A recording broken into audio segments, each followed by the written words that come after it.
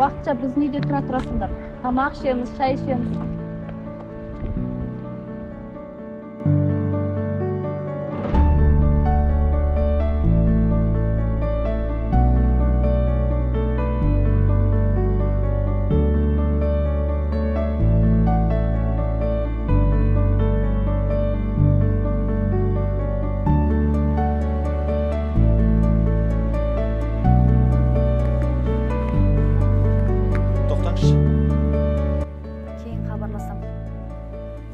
Балдарды сұрасаңыз, бермеймін. Құжаттарды дайындап қойдым, ертең сотқа келесіз.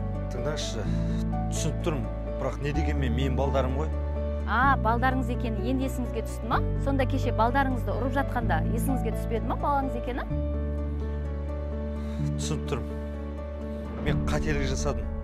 Олар тәрбиелеймін деп артық кеттім, мойындаймын. Қараңыз, балаңызды тәрбиелегіңіз келсе, бірінші өзіңізді тәрбиелеңіз. Бала айтқанды емес, көргенді істейді.